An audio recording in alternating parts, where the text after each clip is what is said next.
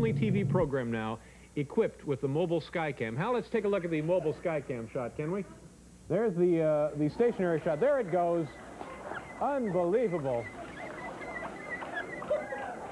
And we'll get some Dramamine for our studio audience, but this Skycam is so unbelievably popular that we have some gentlemen visiting from Japan who are interested now in perhaps taking this technology back to their native country. And let me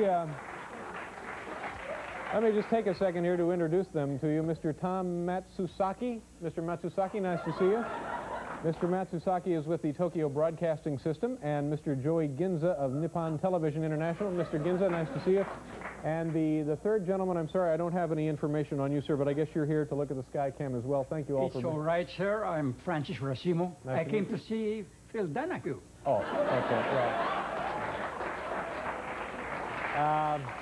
right. We have a second. Anybody have any questions?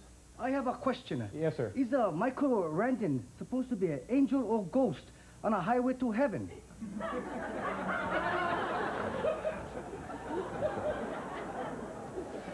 Let me ask you a question. Can you do this in Japan?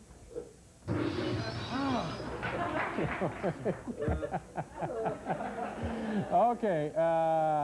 What are we doing? Oh, we have a top 10 thing here. These, of course, are quite popular. Top 10 lists. You see them in all the magazines and on all the better shows.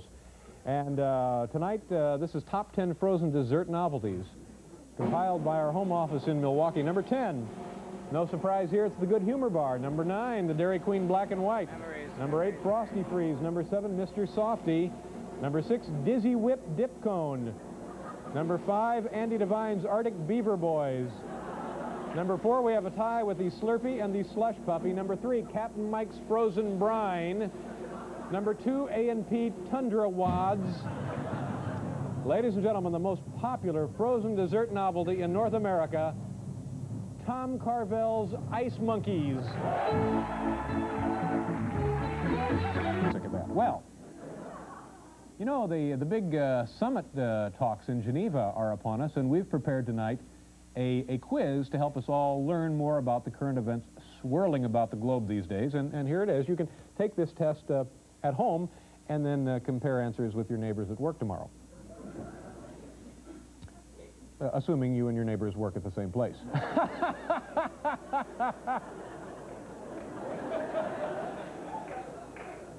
Am I seated in the right position? Okay. Okay, here's the first quiz in the summit quiz we've prepared for you folks tonight. Geneva, as you know, was selected over New York City as a site for the summit because it has more A, Interpol facilities, B, police with anti-terrorist training, C, English-speaking cab drivers.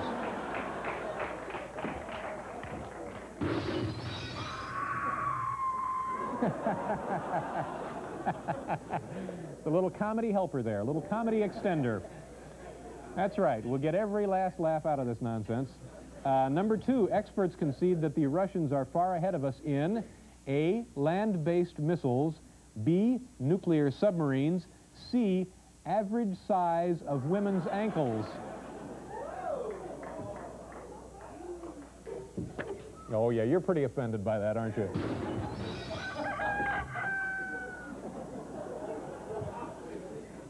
He's down to the B's, barnyard noises.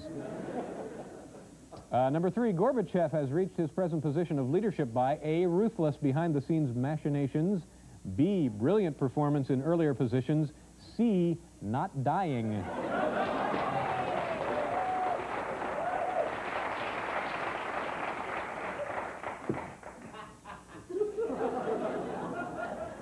Number 4, President Reagan is deeply concerned that top Soviet code breakers could A, intercept military secrets, B, decode sensitive diplomatic messages, C, win all the prizes on Wheel of Fortune. You like that, huh? Yeah. Do you have a show like this in Japan? We do. Oh, you do? Mm-hmm. And what is it called? Couldn't say it on air. You can't say it on the air.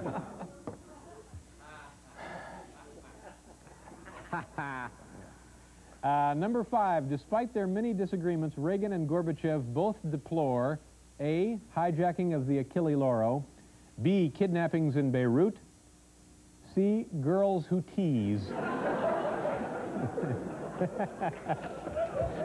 I don't know. I don't know. This is stupid, isn't it? This whole thing is stupid. Is that right? Oh, yeah. All right. Number 6, Secretary of State George Shultz has lost credibility in the eyes of the Soviets because they believe Shultz, A, is a hardliner on defense, B, is an indecisive negotiator, C, draws the comic strip Peanuts.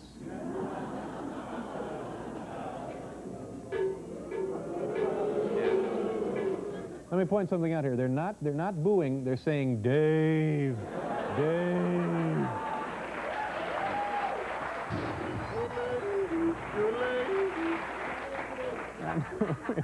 I'm yodeling now. Number 7, the greatest difficulty Michael Spinks faced in winning the heavyweight championship was A, Larry Holmes' ring experience, B, his smaller physical stature, C, his brother Leon trying to borrow money between rounds. Wait a minute. Wait a minute. Excuse me, Dave. Yes, yes, Paul. I don't mean to interrupt while it's going so well. What does that have to do with the upcoming U.S.-Soviet Summit Conference? Oh, gee, I'm sorry, Paul. Didn't you get the memo? Memo? Yeah, the one that said just play along. Number 8. How long are these guys going to be here, by the way? Are you guys about done? Did you get paid by the line or the minute?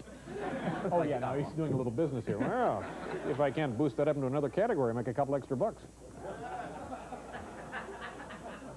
No, thank you very much. You did a fine job. Number 8, and I believe this is our final entry in the Chiron quiz tonight. His advisors have suggested Reagan flatter Gorbachev when they meet by referring to him as A, a statesman, B, a respected world leader, C, a sex machine. Okay, there you have it. A little quiz about the upcoming Summit Conference in Geneva. Here, make a reminder of this. For those of you who have videotape machines, this will be a good exercise for you. After this telecast, search back through the program, find this spot, freeze it, and get all of this pertinent data down. Or just go to bed and forget it. Oh, this is exciting. Saturday night, October 26th, we have our own 90-minute special, Paul. Work in this building. We both host wildly successful talk shows. And we've both written 400-page books on human behavior. His is called The Human Animal, and it's been published. Please welcome Phil Donahue.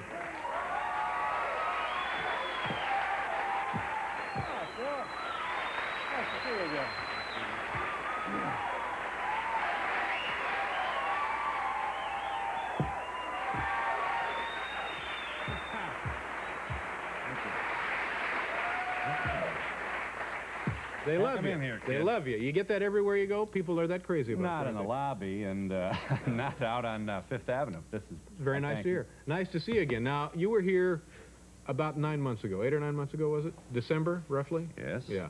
And you came into the building, moved from Chicago, started your show. Right. And was it like a week into it, you had that unpleasantness in the audience? What was that nonsense? Oh, well, that was a not too funny hoax. Can you laugh at it now, or are you still steamed about it? Well, you know, I don't have a lot of enthusiasm about giving the guy more publicity, but it was... Well, don't mention his well, name. it was fainting. People pretending to faint. And Yeah. of course, everybody said, well, welcome to New York. Yeah.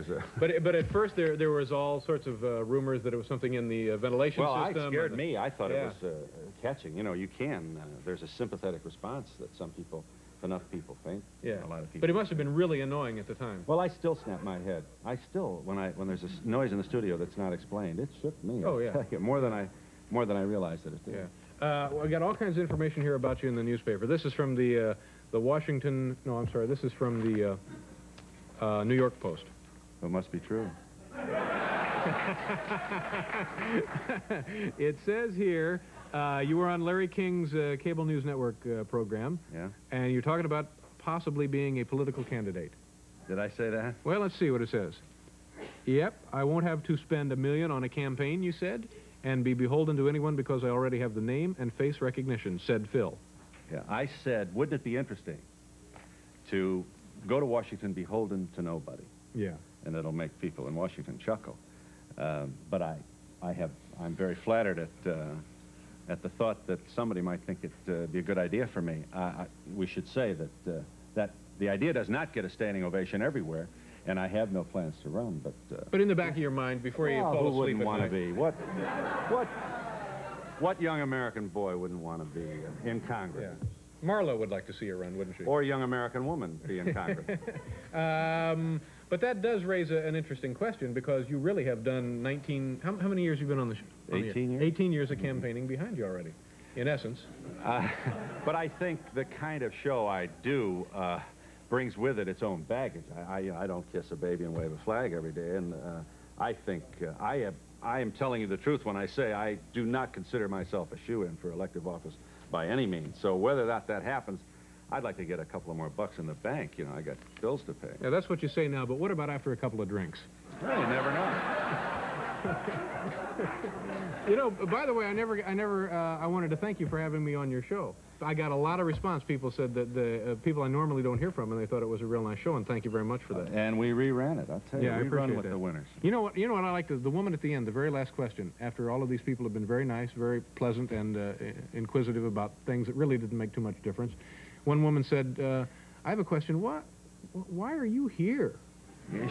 She said, are you just trying to get better ratings for your show? And I thought, yeah, well, of course, that's what I was there for. Anyway, thank you very much. You made it a lot of fun. You did well. We have another little news item. This time it's from the Washington Post, and you have received a Good Guy Award. You and Alan Alda. Well, there's more than just the two of us. We have... A dozen men who have contributed to the advancement of women in politics will be named good guys by the National Women's Political Caucus. It's always you and Alan Alda, though, isn't it? You know, I don't get to see Alan that often. I admire his work and enjoy a friendship with him. But I can only speculate on how he feels about the press dragging me into his copy. I think both of us are probably a little bit, I don't know. It's nice. Unsettled by that. I mean, I'll speak for myself. I'm married to a woman who chuckles every time she reads about this male who's so sensitive. Is there trouble at home that we ought to know about? Well, no, there's no trouble. Well, anyway, congratulations on that. Okay, we're going to do a commercial, and then we come back. I want to talk about Chet Atkins is with our band, and Penn and Teller will be here also. Okay, now this is a really impressive-looking thing, the human animal. Now, it seems to me you couldn't have covered a broader topic than the human animal. That's true. It's a 3-year project. It's some of the scholarship of more than 50 of the brighter lights in the behavioral sciences community, academicians from all over this country and Europe as well. Why are we behaving this way? That's and what way are we behaving? Badly. I mean, well, listen, we have half the nations of the world at this moment are at war. We can't wait to commit our nation's crown jewels to more military hardware. We seem to be scared to death of each other. We are putting more locks on our doors. Most violence is male. Why is that? No other species kills itself more often, more frequently, and with greater efficiency than we do. And all this book does is say, look, we've been really preoccupied with the rockets and the hard technical sciences, and we have failed to look at ourselves, and if there was ever a time to do it, let's do it now. We're not pretending it's all here, but I think what this might do is trigger people to... first of all, there's an awful lot of scholarship out there that is just being ignored. We run full tilt away from this issue. We just don't want to take a look at ourselves, and all this book is saying, you know, it's about our kids' future. It's now, in the nuclear age, is the time to do it. So is there one reason or two reasons that the things are you think, worse now than ever before? Is that true? Is this the worst they've ever been? Well, first of all, we have certainly the ability to kill each other more often and more efficiently. Well, there's more people, but I'm talking about representing the population increase. I mean, you know, per capita, is it worse than it was? I think we have more imaginary lines now. I think we have, I'm able not only to hate you for something you might have done, but I have an enlarged brain which enables me to go to war with you or be suspicious of you or to arm myself against you, not because of what you do, but because of what I think you might do. Yeah. And then I can go even further and imagine that you already did it. We go to war for that reason, not for what the other guy does, but for what we think he's going to do. And Suspicions. paranoia. It's an amazing thing. Yeah, I but mean, that must have baboons been- don't have this problem. I mean, when you... and they certainly don't have... Now, what's your point there, Phil, exactly? well, my point is you get extra baggage with an enlarged brain. You get this magnificent, most magnificent natural selection of all the human brain, as far as we know. There is nothing like it. It's majestic, but we also get all these other things. No, for a second, did you cover things like what other animals use tools? As a matter of fact, we do. There's certainly more than a few examples. I think I know of a couple. There's primates use leaves to right. Not very pleasant idea, but to do what? Get insects out of the barks of trees for consumption. Oh yeah, well we do the same thing with dip. Pretty much what we do. What kind of deal? But isn't there a kind of a seabird that also drops shellfish on rocks? Isn't that using a tool? Right, and there's also marine life that actually fires a globule of water. And I've also seen a dog change a tire, but that's a whole different deal. I'm sorry, Phil. That's all right. But so now, what does that mean? Does that mean anything? That a dog changes a tire? No. Yeah, I mean, we're talking about things you've learned about other species here. Well, look, we evolved in a. We came up from the ocean floor, and then the desert floor became bipedal, and we had to be a little nervous. I mean, we selected for an arousal mechanism, which I think is especially easily triggered in the males. Hollywood learned that a long time ago. Murder rate is far higher among men than among women. Oh, absolutely. I mean, violence, especially spontaneous violence, is almost exclusively, not totally, but almost exclusively a male exercise. It is easier to arouse the mechanism than it is to pacify it. That's what the Three Stooges is all about. We like it. That's what Rambo's about. And I think what's happened is we've overlooked. Speaking of animals who can use tools, all that. Let me just make the point that all we're saying here is this. The book says a lot about who we are and where we've been, and I think presents it in a way that is not at all a textbook, but a way that I think will encourage, especially young people, to maybe even pursue this as a. Is this an easy read for laymen? I think so. I understand it. Yeah. I think obviously we prepared it for an audience that is not a graduate school on the at market? Harvard. Oh yeah. How's it doing? There. It's floating out there pretty good. I could ask you one picture about this question because we were debating this up in the office. Yeah. Now just bear with me. This is an illustration. Freud was his own first patient. He began by analyzing a boyhood dream of his mother being carried by two bird-headed creatures. You did. Okay. And then we have a photo. This book, by the way, is packed with photos. Now, there we have, this is a depiction of that. Now, look at this. Now, is that Marlowe? Did you do this at your place? Marlowe would want me to tell you that it is not Marlowe. Anyway, good luck with the book. Now, what was that? Why are they whining? Don't know. It's all right. Oh, no, this is a fine show here. Critics have called my next guests new wave magicians. They are two very talented men who are currently starring in their own off-Broadway show and will soon be seen on PBS in a show called Penn and Teller Go Public. Please welcome the very bizarre Penn and Teller. Hi. How are you? I'm doing quite well. Nice to see you. Have a seat with me for now. This you? Yeah. Now help me out again. You're Penn. I'm Penn. You're Yeah, Penn. All right. bigger And your friend Teller is not here. He's not here. He's getting set for some magic thing we're going to do. Okay. Because I'm going to kind of ask you a favor. Because we got, like you said, we got the public TV thing coming up. We're going to be on Saturday Night Live. And we've been doing live stuff for like 11 years, but very little television. And we kind of wanted to ask you a favor. We've got a work in progress thing. So this is a new illusion? It's a brand new thing. Oh, great. It's really a combination of a lot of things we've been working on, and that's what Teller's setting up. And we're hoping that you could just kind of critique it. You know, we're going to do it for you, and then you tell us. We want you to be honest. My honest reaction to this. But usually, when people are performing, you play with your notes and stuff, and I'd like you to really watch the whole thing. And because I really want you to pay attention. You'll have we're going my to come over, undivided attention. and then we're going to kind of critique it. It's it's illusion and it's music. It's mostly tele, but we're working me in slowly, and we got the band here. Okay. Work in progress. Okay. Work in progress. Grain Keep this in of mind. salt. So I'll watch from over here. Okay. I think we're set to go. Okay.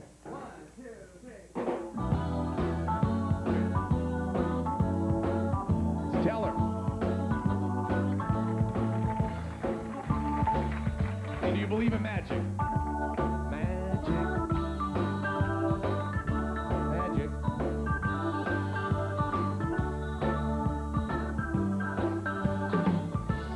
Magic.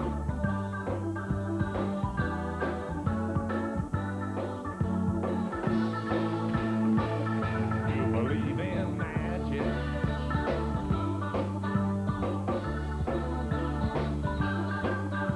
Magic.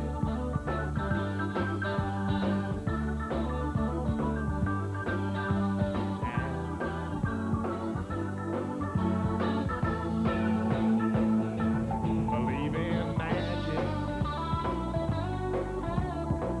Magic.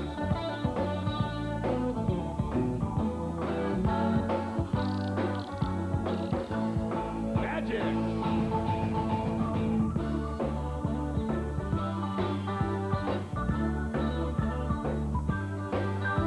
Magic.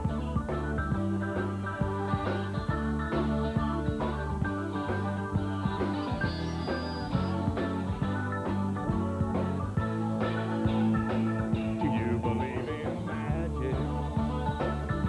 The card on there.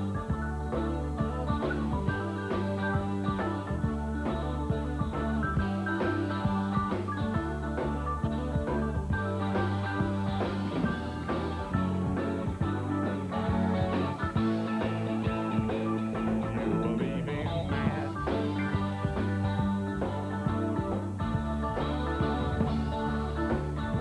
Magic.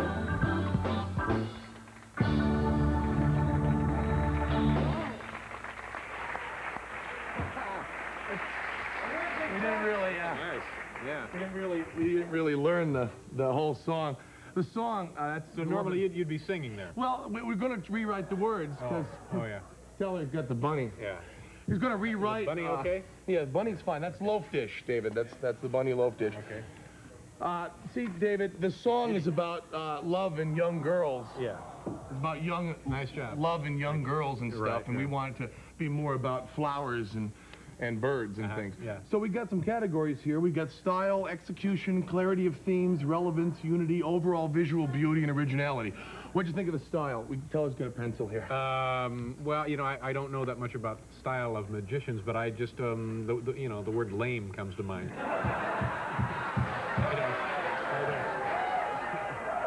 I don't. Just, you know, just off the top of my head, I thought it'd be a little, I expected something a little more dynamic from the two of you. Seems funny when someone comes out and asks for help, and then you. Well, no, kinda didn't give you jokes. ask for my? Yeah, I write down lame then.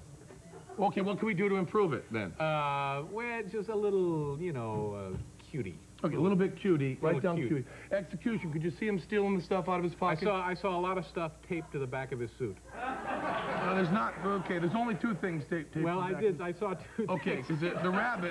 What do you think? We taped loaf No, dish no, to you the didn't. back. You didn't. No, I know. I tape, didn't see a rabbit tape a tape damn back there. rabbit No, to the no. back of his suit. I saw kind of like hydraulic things back there. It wasn't hydraulic. It's a little safety pin with a. Okay. Now, clarity of themes. Did you notice that there was a the silk had a picture of a card on it, and then there was No, a card after I that? didn't see that. No. And he had the silk was a bird, and then he produced the bird and the Yeah. little kid. Do you have any idea how much that stuff costs, David?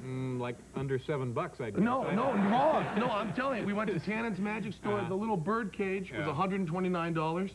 Each one of the silks is over 20. The little card castle is like $28. Yeah, but I mean, it should come as no surprise to you that this is the sort of thing you see at PTA functions and church suppers. Okay, but the thing This is, is not, you know, I was thinking like David Copperfield, something, you know, whammo, big stuff, and gorillas or something. you know? expect us to come on your show and vanish the Statue of Liberty at $390 Well, bucks? no. No. But, you know, I mean, you fellows have sort of a reputation to live up to, that's all I'm saying. Okay, well, what's the next? Reputation to live up to. Relevance. You know, you had Phil Donahue out here, Yeah. and he was talking about the human animal, and we have an animal here, that's right. and we have bird. We had a bird. You had It's a not a bird. real Not bird. a real bird, no. And I want you to point out also that there was animal, vegetable, and mineral. We first produced the flowers, which are vegetable, and we produced the cards, which are mineral, and then the bird, which is animal, and then, of course, loaf dish at the end. Well, I'd have to say in the category of relevance, non-existent. Just didn't seem to be any there. Thank you, David. Okay, no relevance, he says. Okay, now unity, I guess you're covered in that. You didn't think that the animal, vegetable, mineral held it together? No, but Unity have matching suits. They're pretty nice. Yeah, they were. Yeah. Okay. That's great. And overall visual beauty. Overall visual beauty, you know, it was all right. All right. Did you notice that we started out with the drab of the black and the gold and the gray, and then it kind of gets very colorful into 80s primaries? No, I didn't. Kind of look like car ads. But then I'm bad with colors, so I didn't. You didn't notice that. Was lost on me. I'm sorry. But there was a certain amount of originality. Originality. But you know, I guess the thing that I missed most out of the whole deal was it just didn't seem to be an element of real surprise. There just didn't seem to be any surprise to the whole deal. You want some surprise out of us, David? Okay. Okay. Tell her. Show him some surprise, would you please? Oh! I'd like to point out that these, no, come on now, these animals are not being hurt in any way.